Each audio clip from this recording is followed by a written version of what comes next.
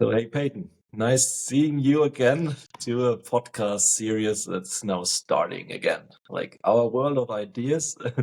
We want to talk about some things about life and how to approach it from our views and share our views and improve our views through talking to each other. And yeah, and today we have the topic of energy, like one of the main metrics to improve if we want to improve our life. We want to improve the energies that we have, that we feel when going to work or when approaching a project or whatever.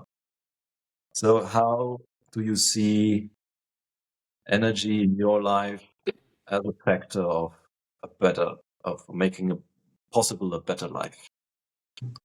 Hell yeah, man. I'm excited to get this fire back up with you. It is, I think it's been almost 2 years since we've been at this, if I'm not mistaken, something like 2 years. But yeah, I think energy is a great topic to get us kicked off on. I've been thinking a lot about energy this year, really since January, like New Year's of this past year.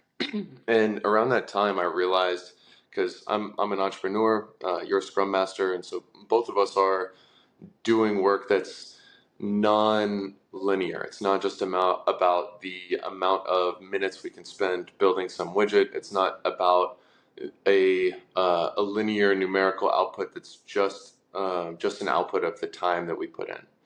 There's the concept of nonlinearity. Sometimes deliverable can be 10 times more effective than something else. Sometimes a new idea that comes to us that can be implemented well can be 100 times more important than just blocking and tackling on the next task, on the next tactical thing in front of us. It's And always the most important thing is always to reprioritize all the time. What is the most effectful thing we could do and reprioritize it? So this non-linearity in terms of the input of the system and the outcome or output that the system produces is highly disconnected. So this is the main thing about non-linearity. But if you reprioritize to doing the most important stuff or the most hitting the most important opportunities, then you can improve the odds in your favor. Like you in your work as an entrepreneur, for example, you find opportunities and then you take a bet. You try to hit on them. Exactly. Yeah, and I was previous to this, even as an entrepreneur, when I first bought the current company that I'm running day to day, a lot of it was a matter of, okay, I've got to get 14 hours of work done today. I've got to go to Home Depot and get this concrete. I've got to put these windows in. I've got to go interview these 5 people. I've got to go run these sales estimates. I just had time and to-dos that were urgent and needed crossed off just to get through today, just to survive and make it to the next day. And for me, coming out of that and beyond that, and having hired an installation manager to do a lot of the blocking and tackling day to day, my next challenge was something totally different.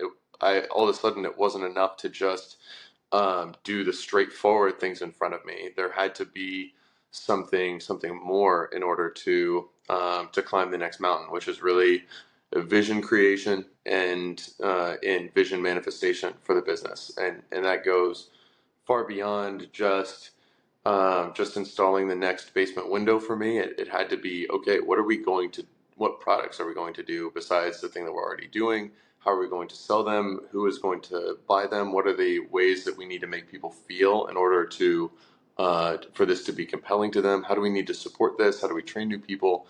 What opportunities should we be exploring? And all of this fundamentally, the conclusion I came to, kind of looking ahead to this year, was that okay, I've got to be operating at a different level. I can't just be dragging through low dopamine, just trudging one foot in front of the next and actually get the result that I wanted.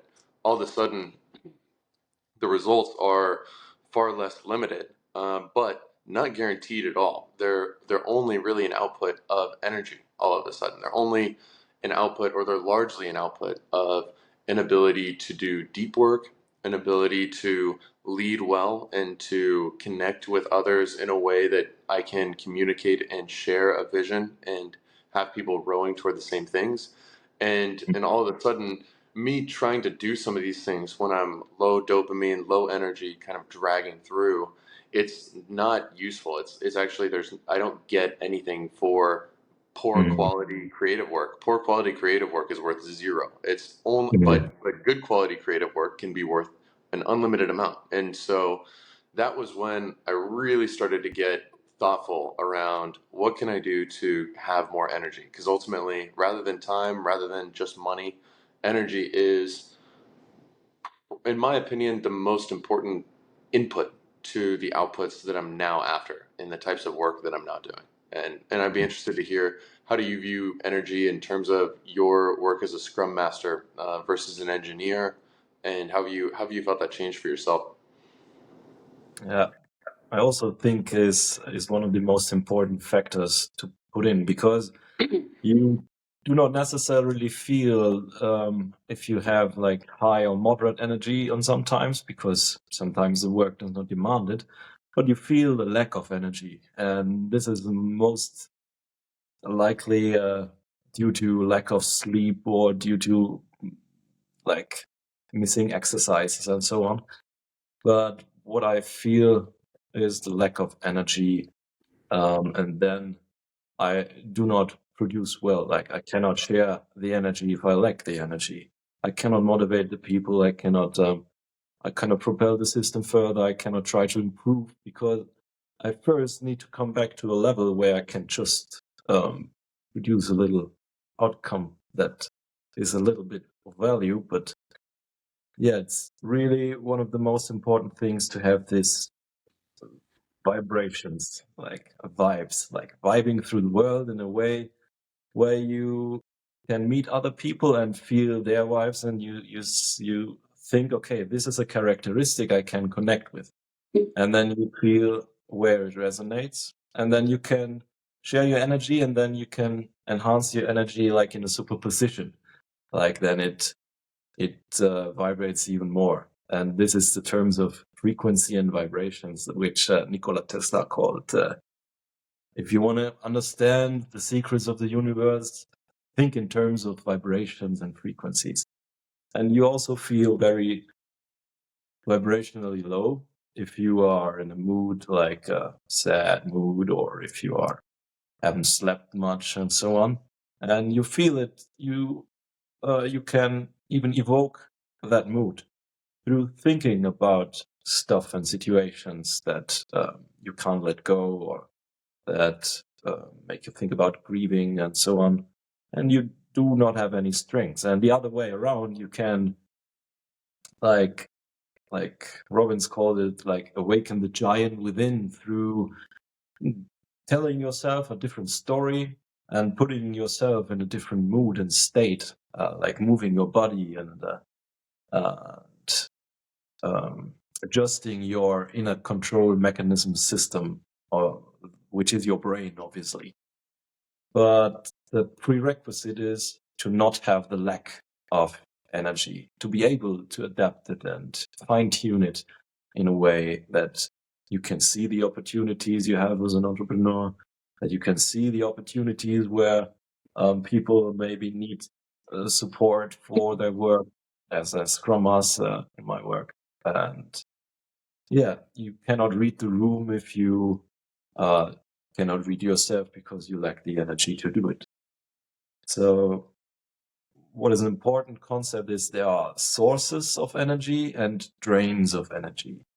And the first thing to do is, I believe, to avoid the energy drains, like a lack of sleep, a lack of proper nutrition, or a lack of exercise, for example. And I would be interested in, how do you like find your sources of energy? How do you clean your sources of energy, or what resonates with you?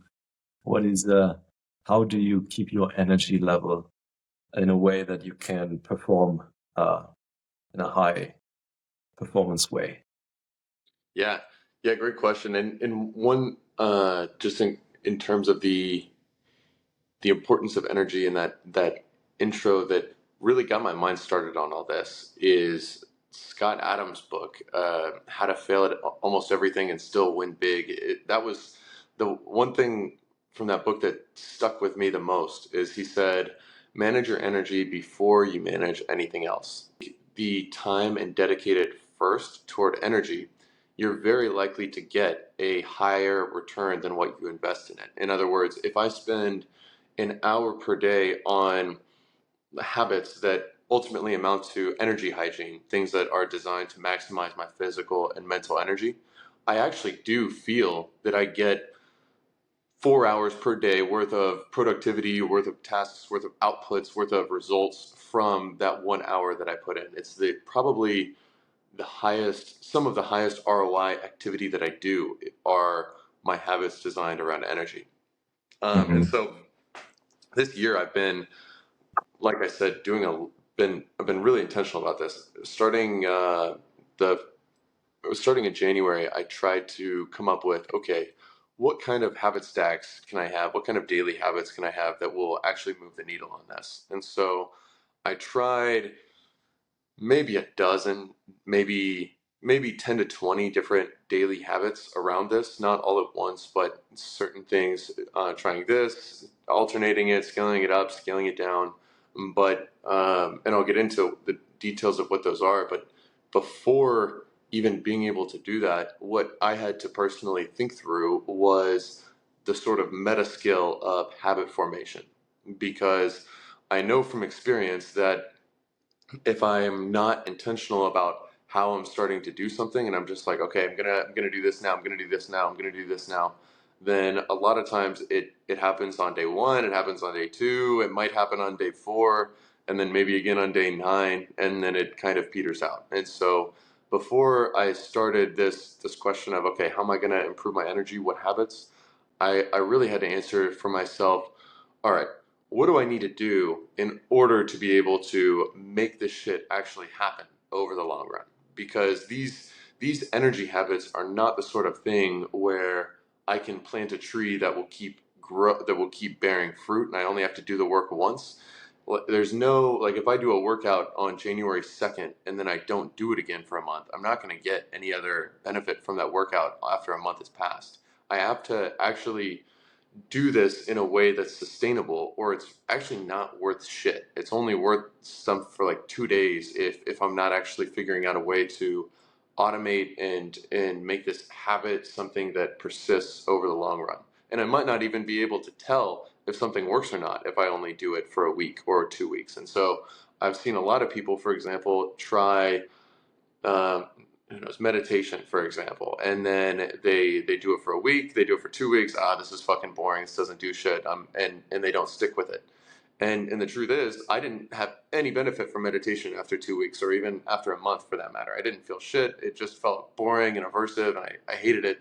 And if I wouldn't have forced myself to stick with it for 2 months because I was convinced that there was some pot of gold at the other end of that rainbow, I might have come out of that more skeptical about the project than when I went in. And a lot of shit is like that when it comes to energy, when it comes to diet, nutrition, sleep. Well, sleep is kind of an instant payoff, so that might be an exception. But there's a lot of stuff that if you're gonna even find out if this works for you, you first have to make it sustainable. You first have to make it a habit, and only after you've done something for, in my opinion, at least a few weeks for a lot of these physiological things, do you even have are you even in a position to actually weigh in on whether or not this is effective for you and worth it for you? And Hmm. so where I started was, okay, I've identified these 5 to 10 daily habits that I want to try for my energy. But how the hell am I going to actually do this for a month? And that was my first question. And so I did a bunch of research, and I thought back to Charles Duhigg's book, The Power of Habit, which was the one. Atomic Habits was good too, but I found The Power of Habit to be the most practical for me. And so what I did was I tried to build in as much. I knew that I was going to be swimming upstream as I was going back into work, and really time starved. And so how am I going to stick with this?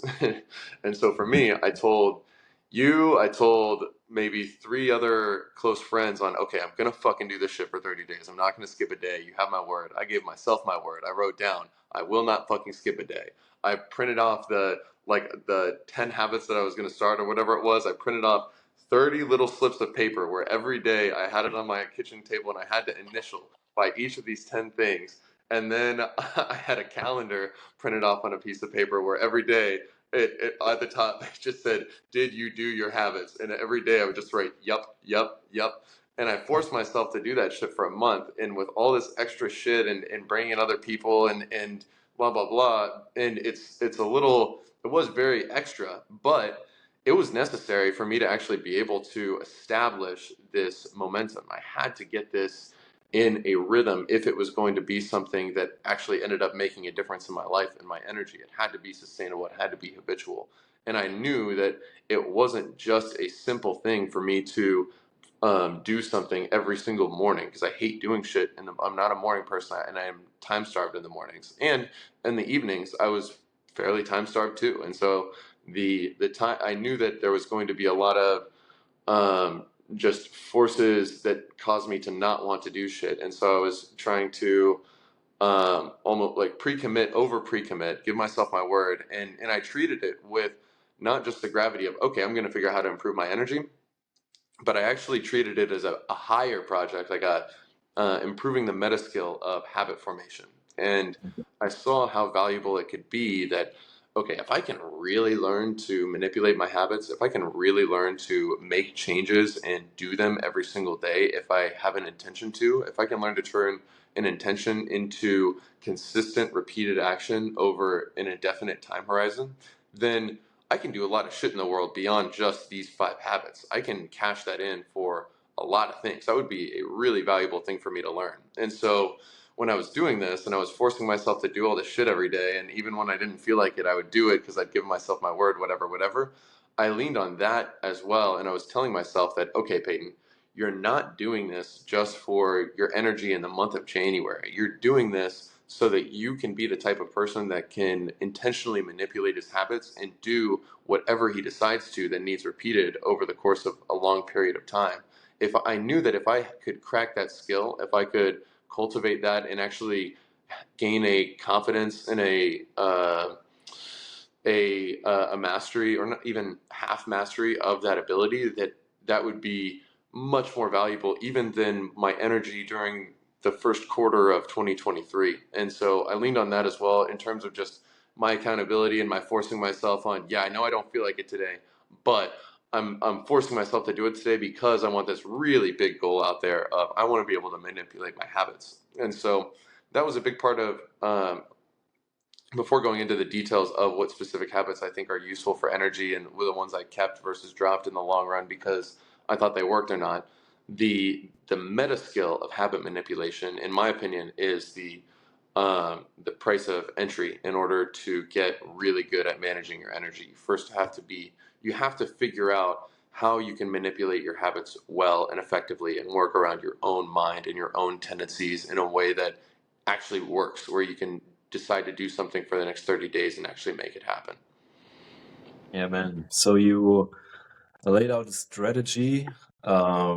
You told yourself a different story, and then you put your mind to different place in a different state through like strategies of habit formation, like social approval. Like you told everybody, so everybody is now your accountability partner, and so on. And you learn the meta skill of trying out to learn different habits just to see and experience the effects of these potential effective habits for yourself.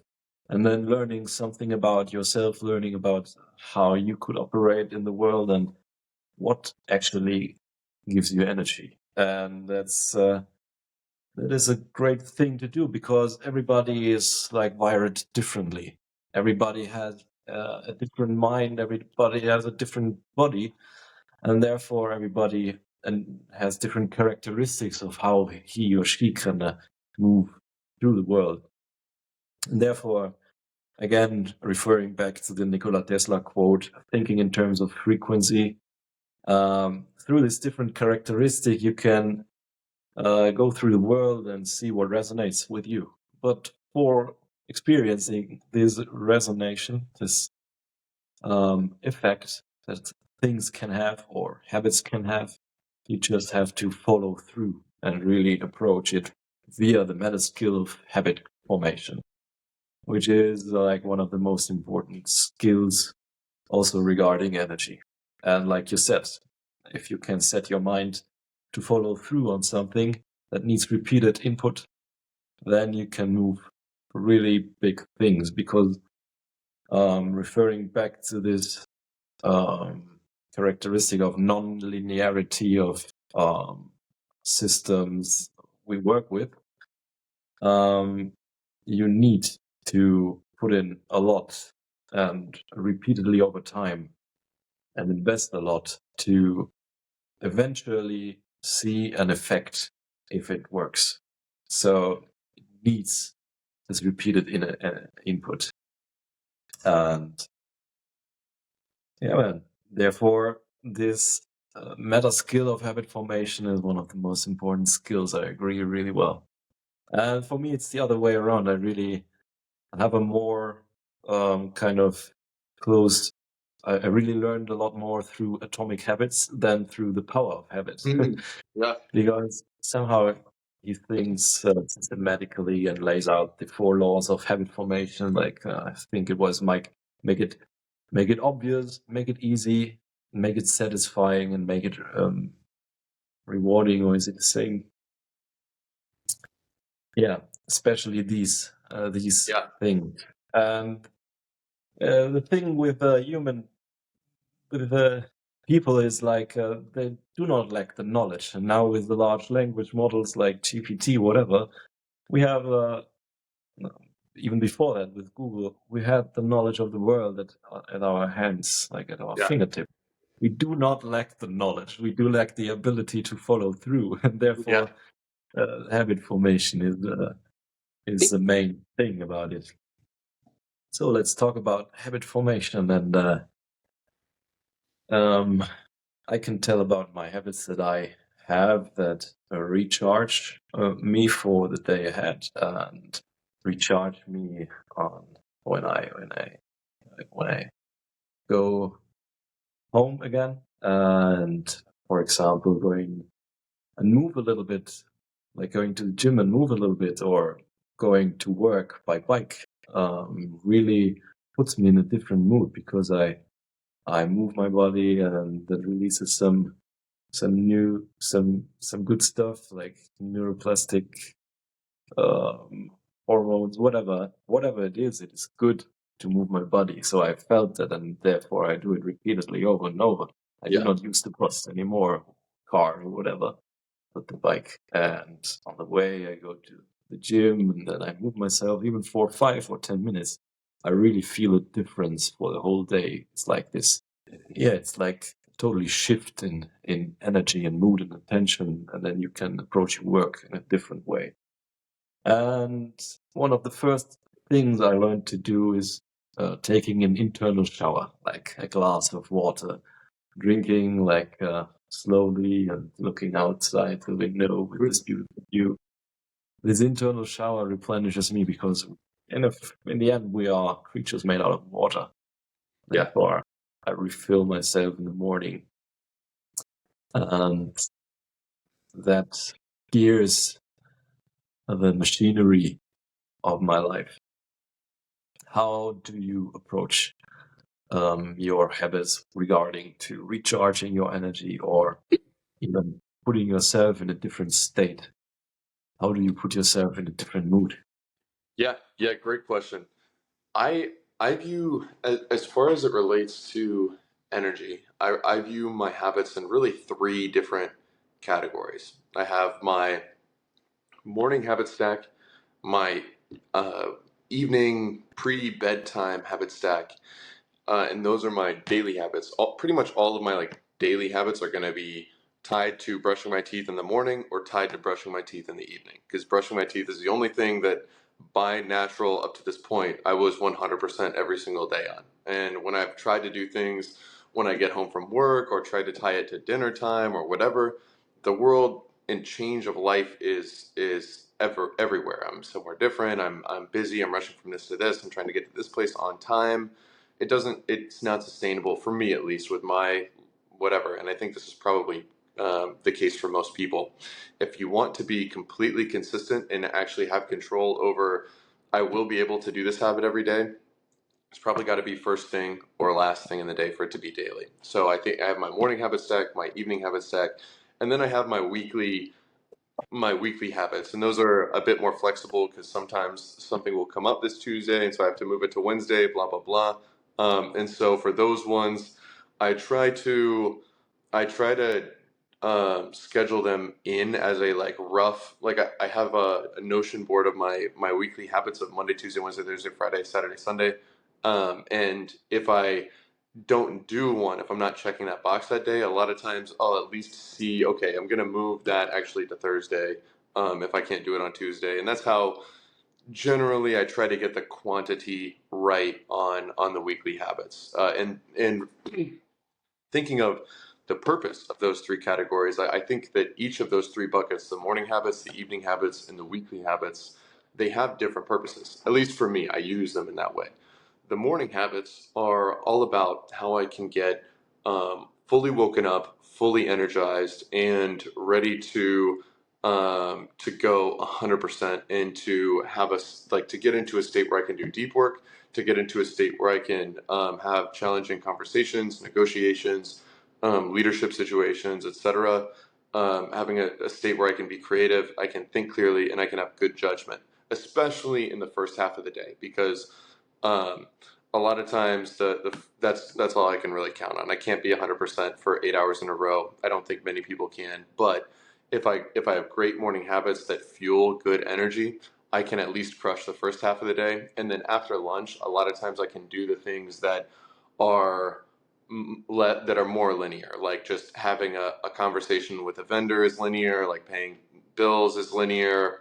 There's a lot of tasks that I just still need to do that are not exponential flow state deep work type shit. And so I try to get my most important work done in the first half of the day and have a morning habit stack that really tease that up. My evening habit stack is totally different purpose.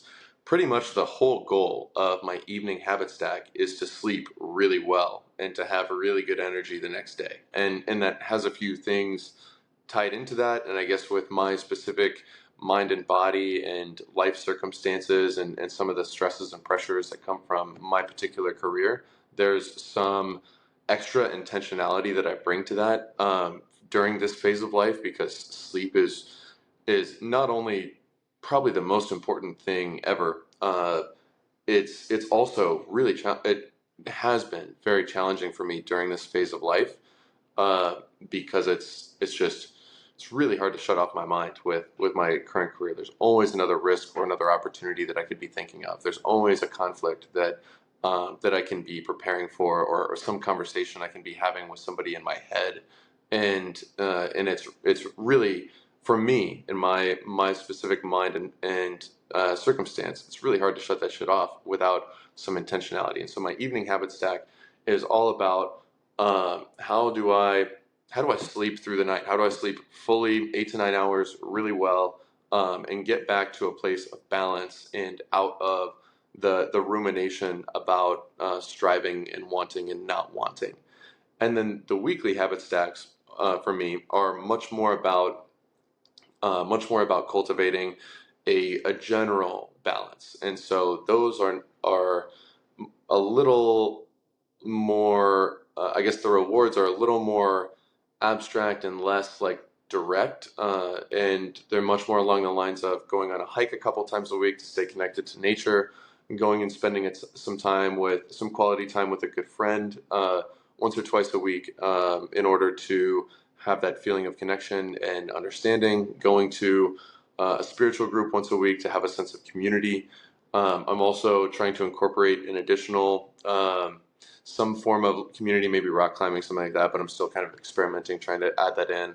I go to a sensory deprivation tank every Tuesday night for that kind of recalibration in the mind and balance. And then I work out and use the sauna probably 4 days a week. And I do pretty intense resistance training where I'm kind of going ape shit and playing loud music in my garage home gym. And I find that that's actually really important for my balance and energy as well, because it's a very important outlet for me to just go complete fucking rage mode once a week and let that shit out and feel my body and feel the intensity and all that shit. It's useful for me to maintain balance. And so all those weekly habits are really about balance.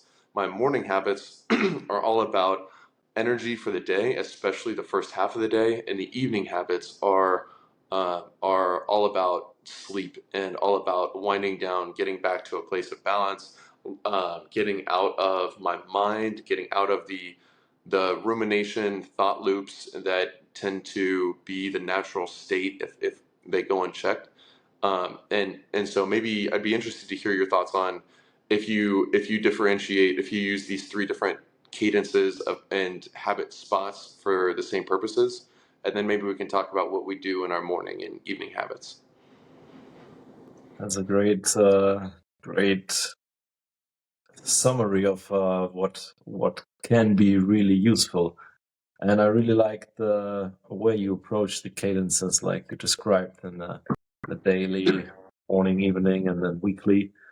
And actually, I have not used this cadence for myself, but exploring it a little bit in a way that I have a regular reflection. Like I created a system which sends me emails for reflecting regularly, and therefore putting in the work more like this balancing of the mind, which helps me prepare for sleep and wind down for sleep as well. And then I have the habits of like going to bed. I sometimes listen to some affirming things that I wanna have in my life, and then like this explore cycle, explore what is there, and open your eyes, and then take in what's beautiful.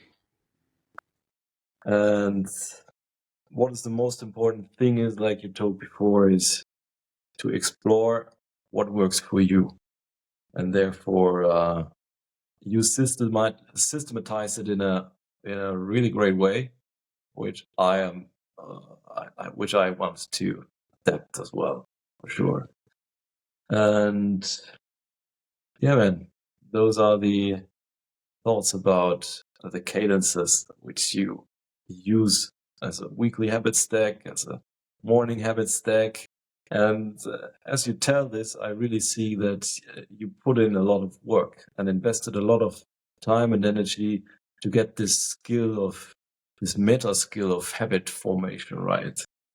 And I really think this is a good way to focus your energy, to focus and invest so that you can gain the rewards after that in terms of higher energy, in terms of better sleep and a calmer mind, which in my experience does not always work that well, but at least the system is right, If you really tweak the parts of the system, then you can say, okay, today is not the right day. Today it did not work out that well.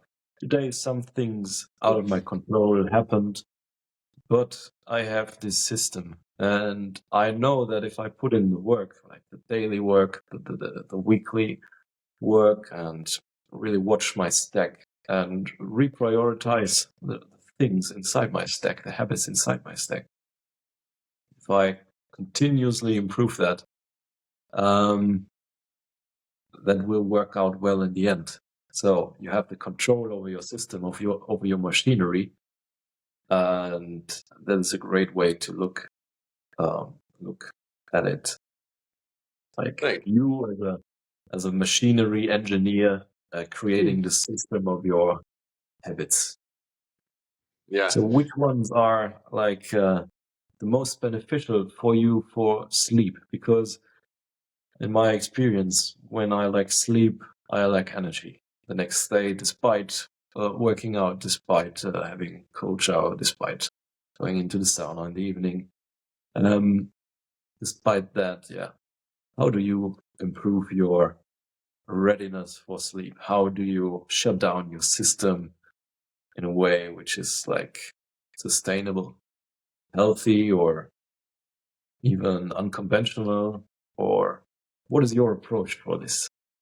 Yeah, yeah, great question. Because sleep, it it really is hard to overstate how fucking important sleep is for all of our mental and physical performance. It has everything to do with our baseline dopamine levels, which is probably something we should talk about in a little bit, that the dopamine system and the way that that ties into energy, really across a lot of domains, and the common pitfalls associated with that. But it has a ton to do with our baseline dopamine levels, and really in a what that means in terms of productivity or whatever is when our baseline dopamine levels are low, generally work feels like pain. Generally, having conversations where we're working things out feels like pain. Decisions and judgment and really thinking through things feels like pain. And it's maybe subtler than how we think about pain. It doesn't feel like getting kicked in the shin, but it's aversive. We generally don't have the energy where we want to put full effort, pull full force into the thing in front of us. Our to-do list feels aversive. The items that we need to do that can feel good feel aversive. Our mental health is way worse. And some people may be more susceptible to this than others, but personally speaking, if I'm sleep deprived for a few days, I begin to exhibit symptoms of somebody with depression and anxiety. I generally get trapped in thought loops in my mind. I become so much more miserable, or just so much. I become miserable, period, as opposed to not being miserable when I'm sleep deprived over a long period of time. And the more sleep deprived I am, the worse it gets. My thoughts become distorted. And then when I'm in states of low baseline dopamine, that's when I'm prone to make the worst mistakes, because when our baseline dopamine is low, we crave stuff that will bump it up. This is why people are more tend to eating like shit when they're sleep deprived. This is why people are way less likely to stick to their positive intentions or habits when they're sleep deprived. They're more likely to lash out in anger. They're more likely to lie. They're more likely to make significant mistakes, and they get way less shit done, and they're just much more likely to suffer. Like, you have a way, way, way worse time when you're sleep deprived, and it also has everything to do with your health, your weight loss, your metabolism, your physical performance, your proclivity to various diseases, the likelihood that you'll get dementia and Alzheimer's down the road, the speed at which you age, your ability to fight off addictions versus your susceptibility to them, your ability to make or avoid huge mistakes that have long-standing consequences, your judgment, your relationships. Sleep is the foundation of almost everything in our life. And if you think about it, we are animals that evolved in a situation of survival for a very long time. Even before we were Homo sapiens, we were in a situation of survival, and we slept every night. Sleep is probably one of the most costly things you can possibly imagine for a creature that's, let's say we're talking about hunter-gathering Homo sapiens 100,000 years ago. Sleep means that every night for 8 hours, you are immobile, you're in the same spot, you're not gathering food, you're not reproducing and having sex, you're extremely vulnerable to predators because you're not alert. And so things can come at you and eat you and attack you in your sleep. Bugs and parasites can approach you and get at you when you're sleeping. You aren't forming relationships, you aren't learning new things. There is an insane evolutionary cost to sleep. It's like off the charts evolutionary cost, high vulnerability, and completely foregoing all the shit you could be doing for a third of your time. And so it's not like just a cat nap every day. It's an insane amount of risk, an insane amount of opportunity cost that's dedicated to this thing called sleep.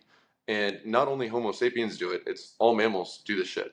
And most animals, period, do this shit.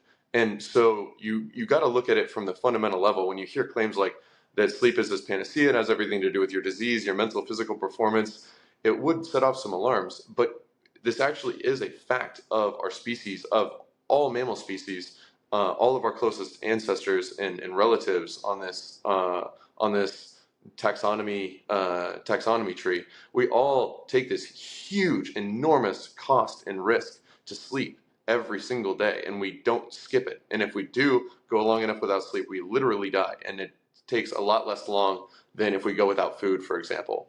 And so it really deserves to be emphasized, and I think that it's less understood than it should be by a lot of people, just how fucking important this thing is to pretty much everything we value in terms of our experience here as animals in this world.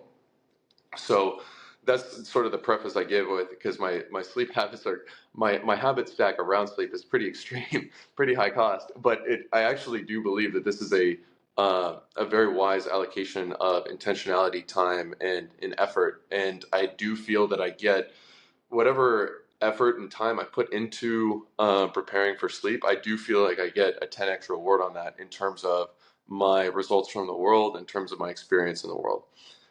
So that's my little diatribe about kind of setting the table around sleep. My Right. evening habit stack. Getting into specifics, I think first, the most important concept around it is the circadian rhythm.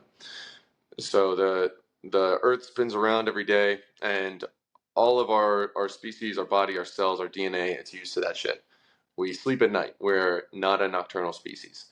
And there's some variation in things that impact the circadian rhythm, but the two biggest things are light and temperature, and in that order. And so light actually has a couple components. One is getting your circadian rhythm started in the morning, and so you want to get a shitload of light. If you can get natural light from the sun, it's worth a lot more than even the brightest artificial lights. But I do have like a sun lamp that I keep at my desk every day that kind of peppers me with cool light during the first half of the day. And a part of it is to signal my energy during the morning. A part of it is to jumpstart my circadian rhythm. You want the body to be fully on board with, okay, it's time to wake the fuck up every single morning.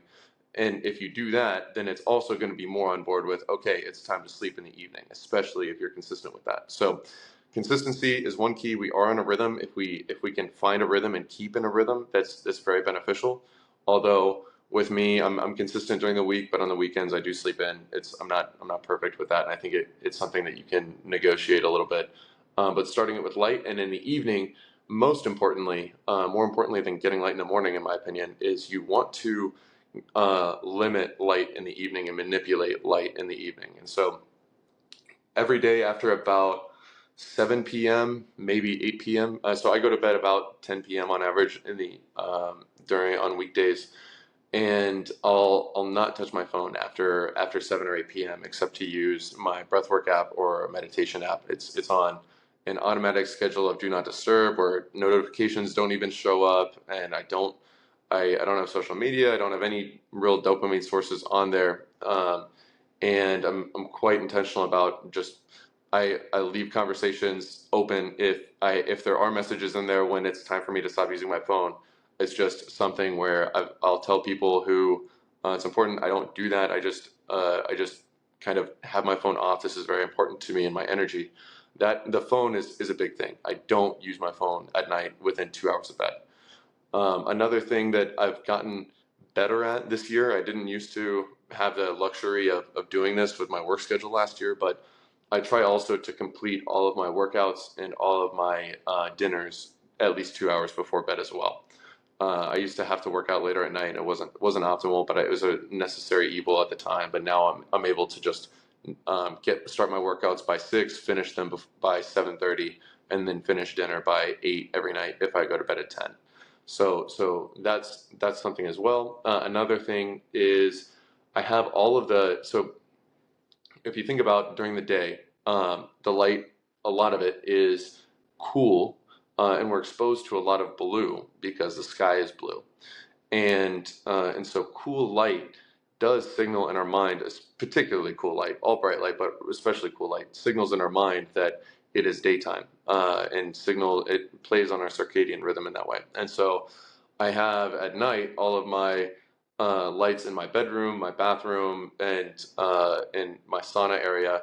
They're all like smart lights, and they all automatically will turn dark orange in the evenings, and and that is a bit extreme. I don't think that that's something that everybody needs to do. I actually kind of like it, but it signals to me. It's like a visual cue that I've had over the course of a year that okay, it's evening time, it's nighttime, it's time for bed. Not only am I eliminating blue lights, but it's sort of a funky signal that I've trained myself to respond to. Like okay, this lights are orange.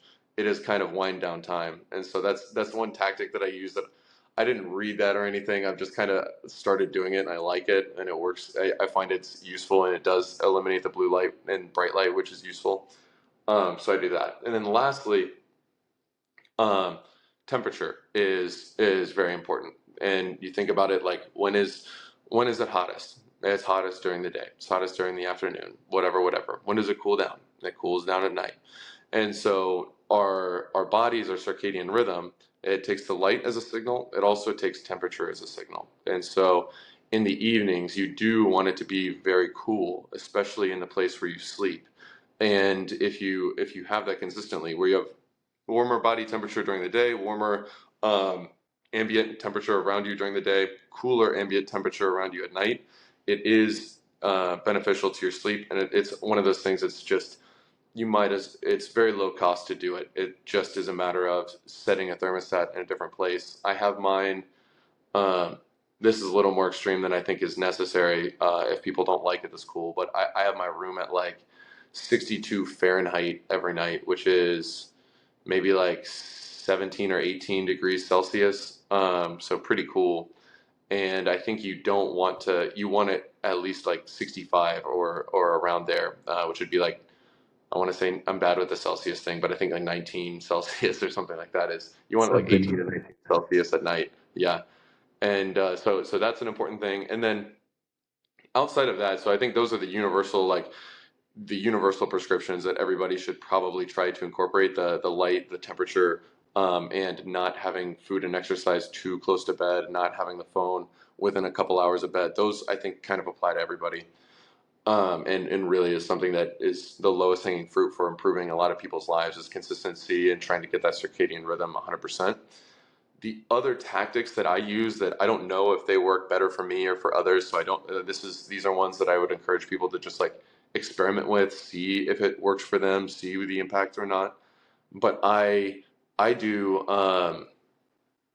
I sauna about 4 times a week, which I find incredibly beneficial for my sleep. It's just so, I sleep so much heavier, so much better, really, really solid.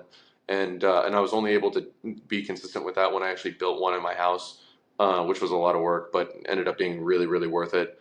And then outside of the sauna, I do uh, like Wim Hof breath work every night, and that's something that I find like I was kind of skeptical going into it, like it sounded whatever, and I experimented with it first in the mornings, and I didn't like it in the mornings because it didn't get me energized or starting for the day. But then I incorporated it in my evenings, and it actually like really helps me to take this racing mind with all these ideas and all these risks and opportunities and conversations and thoughts of the past and future. And it almost my sensation of it, my experience of it is that like when I'm doing the breath work in terms of oxygenating the blood, which is the first, you go Wim Hof, you go through several rounds, you breathe a lot, really fast, really deeply to supercharge your blood with oxygen. You get a shit ton of oxygen, and then you hold your breath for like 3 minutes, something like that, 2 or 3 minutes, and you do maybe 2 to 5 rounds of this. And I do this every night before bed, and my experience is that when I'm doing the fast breathing, that when my blood becomes like hyperoxygenated, my mind goes like a trillion miles an hour, and it's almost my subjective experience is almost like it fast forwards the processing of whatever the fuck went on that day, whatever the fuck's on my mind, and then I hold my breath, and my experience of the breath holds is one of kind of like almost words don't really capture, but like stepping back in my mind, having like a presence and a more spacious awareness in which to observe the thoughts that just race through my head, in which to observe the present moment and actually come back to my senses and come back to a stillness of the mind. And that I find really helpful for my greatest challenge with sleep, which is laying in bed and fucking thinking and thinking and thinking and thinking and thinking and ruminating and anticipating and risks and Mhm. opportunities and what can I do and this dopamine system thing and all these considerations of the past and the future race through my mind if I let them. And my mind there's no end of the appetite of my mind to be thinking about shit. And so this has been a really beneficial tool for me with my personal challenges around sleep and rumination and thinking. It's been very helpful for that. And then I put on guided meditations to fall asleep too. And I also meditate normally sometime, like I meditate in the sauna, typically with guided meditations. And if I don't in the sauna, then I try to get one in during the couple of hours before bed, as well as journaling when I need it. Like I find that like a few days a week, I need to take what's in my mind and put it in my journal so that I don't feel like I have to hold it in my memory. Like if there's something that I really want to express, something that I really want to remember, something that I really want to put down or work through or come to a better relationship with, I use my journal sort of as needed and normally in like the hour before bed and really in terms of if I need to get this onto paper in order to more effectively rest, that's when I journal. And so that's my general evening sleep stack and my philosophy around sleep, things like that. I'd be interested to hear your thoughts around what you find useful with your particular challenges around sleep, if any. Yeah, first of all, it's some really great approaches you have there, which incorporate like light, like resetting the circadian rhythm, like resetting yourself through moving your body, through breathing. Like this Wim Hof breathing is like an ancient yogic breathing, and now in a new form, but like this ancient stuff that people found out over the years should really work. And the ancient stuff, like how the world turns around, how the sunlight, how the color of the sun, and how the color of the light we see each day, it works. It just works. And we are the systems having evolved inside this natural environment. And now we have to rethink how this system in combination with the environment really worked. And those are the things in modern life which are not so easy to do regarding all those dopamine traps, having now artificial light everywhere, having social media with these hooked implementations where you get hooked onto those dopamine rewards, like variable rewards, like this one-armed bandits you have in the casinos. It's Yeah. pretty similar, or even the same. Like 10,000 engineers against like an ancient brain who Yeah. wins, obviously. So we have to somehow guard ourselves against that. And as you said, putting in like a break for your phone, like a silent time or a do not disturb mode, really is beneficial, and I use that as well.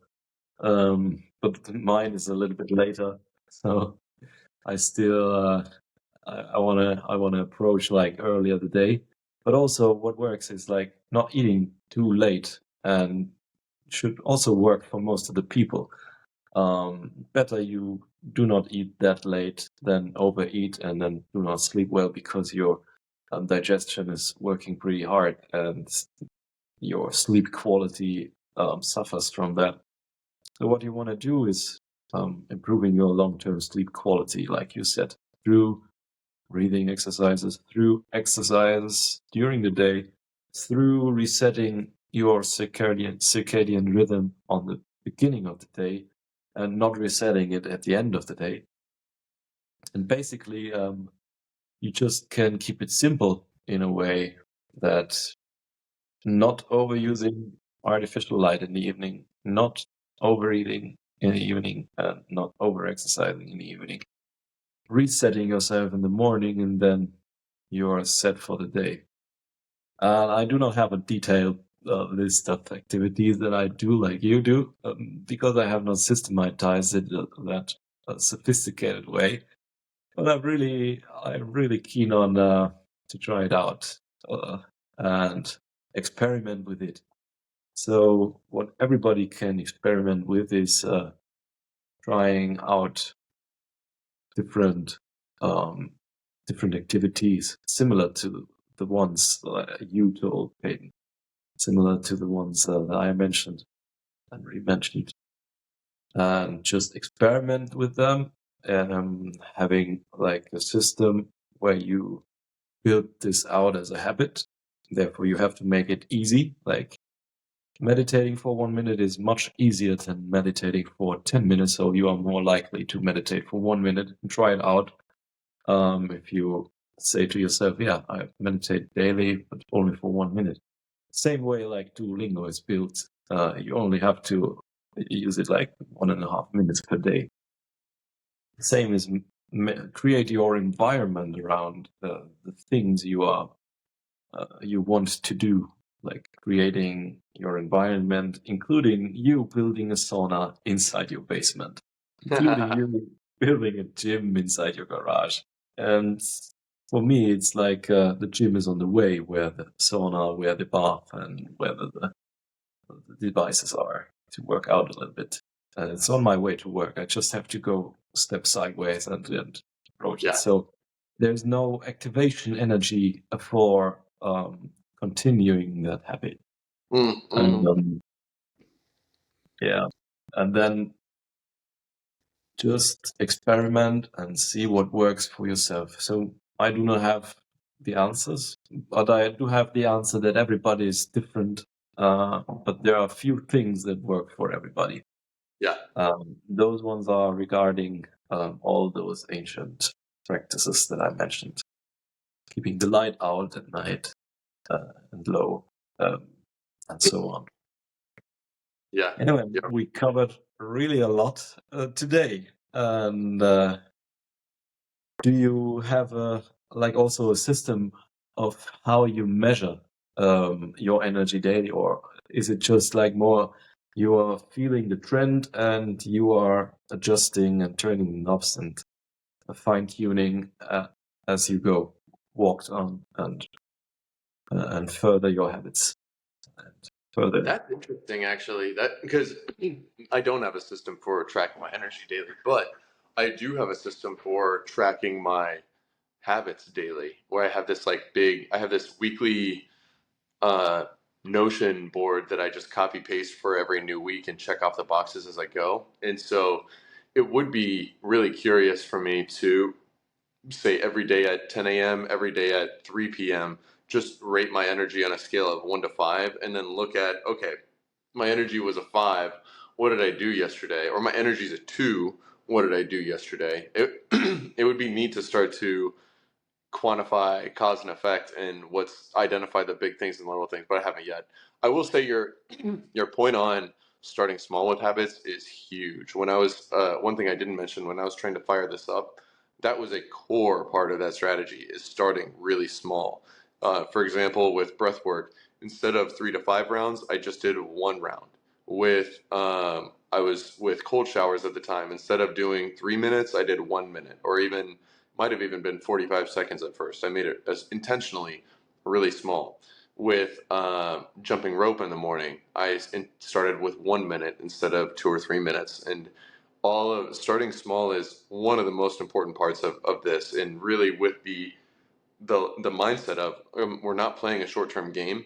My first month of habits weren't about the results I would get from the first month. They were about establishing the habits that I would get results from for 5 years, for 10 years, not about, so really your first month is like, if you get, like, let's say hypothetically, and it doesn't work this way, but hypothetically, let's say that that all of the habits I had for that first month, I made them so small that they were below the minimum effective dose, where it literally would not do shit except just entrench the habit. It still would have been so much wiser to go below the minimum effective dose, start the habit, and then be in a position to, okay, now that I have these established, now I can go to 3 minutes here and get an effect. Now I can go to 5 minutes here and get an effect. But they're in place, they're rolling, they're a part of my routine. It's so much better to do that than to try to, oh, I'm going to get the effect on day one. I don't want to quote unquote waste my time and then peter out after a week. You get way better results by going as small as possible until you get this a part of your life, playing that long term game, and then being in a position where, okay, I'm going to ramp this up. I'm going to take this one out because I don't really feel an effect from it after I've tried it for 30 days, or it doesn't necessarily resonate with me that much, or I hate doing that so much to where it makes me not want to do the rest of my habits because of this one that I'm just repulsed by or whatever. That's 100%. That's a very important thing to call out when wanting to fire up a stack of habits. And then just as just to call them out, my morning habits and what I do really quickly is because I started off with a handful of shit. After that first couple of months, I decided, okay, I want to ramp this up, want to scale this down.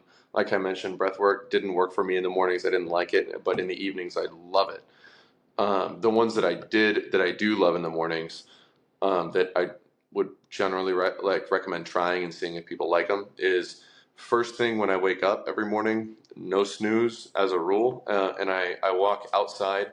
I jump rope for 2 to 2.5 minutes, not a lot, but I really try to get I do a bunch of double jumps and really try to get my heart pumping fast as fuck, and try to get that direct sunlight first thing to kind of jumpstart. Both of those things are really designed to jumpstart the circadian rhythm and to get the blood pumping.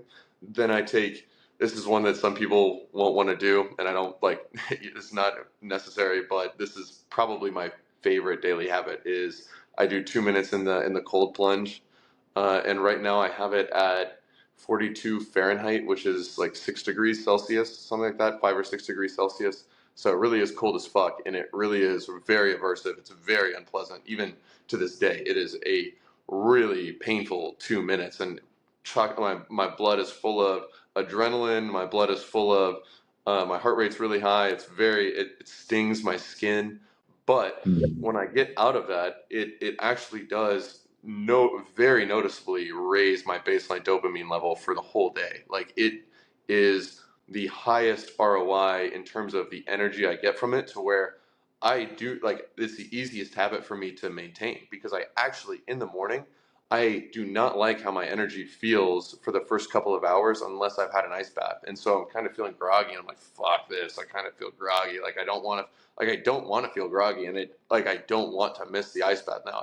As aversive as it is, as horrible as it sounds, because I did not want to try this at all. It was only one guy that really convinced me that there was something worth at least finding out for myself there. But the ice bath I find so beneficial. So I use the ice bath. Some people don't let that stop you. You don't have to do the ice bath to get a good habit. So if you don't want to try it, don't let it throw you off from the rest of the shit. But I love the ice bath. So I do that every morning after the jump rope, and then I use the sun lamp when I'm at my desk every morning.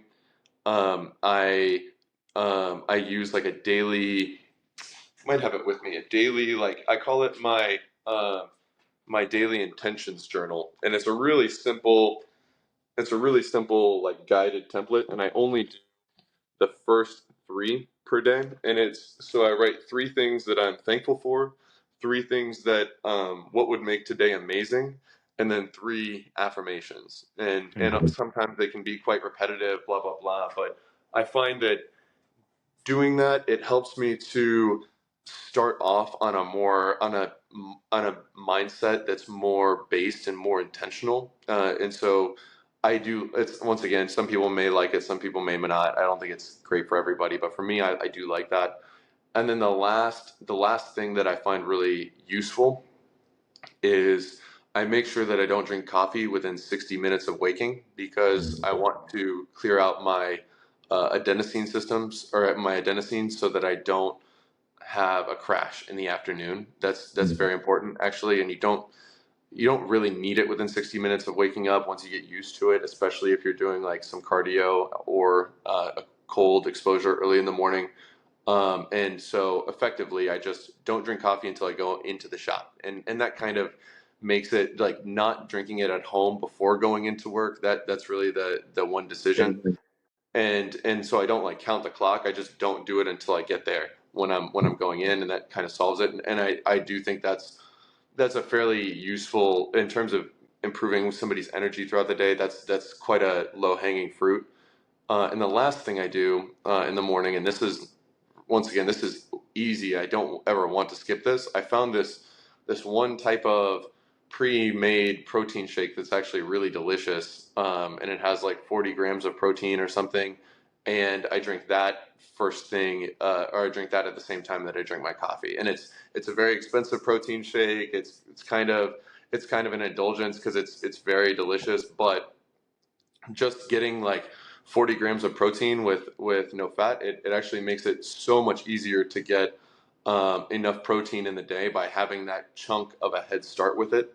Because in my opinion, protein and higher levels of protein is probably, at least for me, for a lot of people, that's one of the most important opportunities in terms of diet that like, and nobody knows shit about diet, but that's one that does seem like a lever that most of us would want to turn up, is trying to get closer to 2 grams per kilogram of body weight as opposed to 1 gram per kilogram of body weight of protein for energy, for muscle mass, for mental performance. It's my opinion, my read on it is, I'm not an expert, but my opinion is that we're probably better off with more protein. And so finding a way to just very easily, very like no cost, high pleasure, and like just get a large head start on protein every day in one dose in the morning, that's a beneficial and easy habit for me. So that's my morning habit stack, and it's all about how can I crush the first half of the day,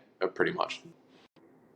Pretty neat. And especially, I can share your experience when having a cold plunge in the morning. I feel totally different energy.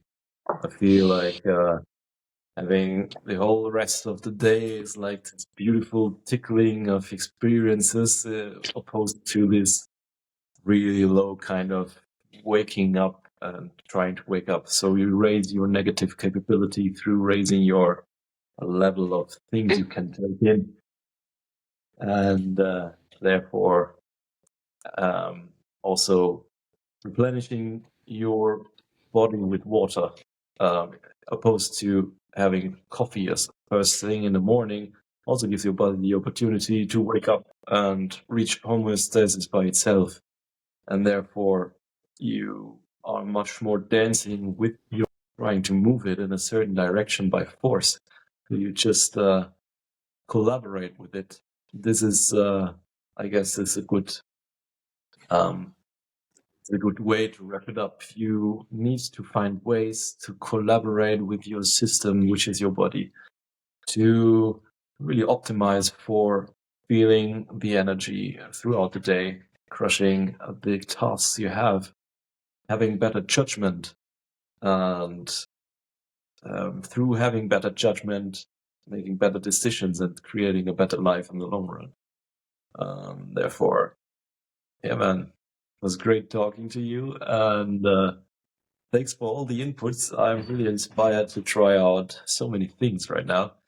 And also like even reintegrating in the current habit stack, reintegrating those small pieces of sweetness, like journaling. Maybe I put it there, maybe I put it inside waking up, maybe I put it inside after brushing the teeth, maybe I put it inside being in the gym and having the journal with me. I don't know, but I'm keen on it, trying it out. So thank you very much, and see you next time.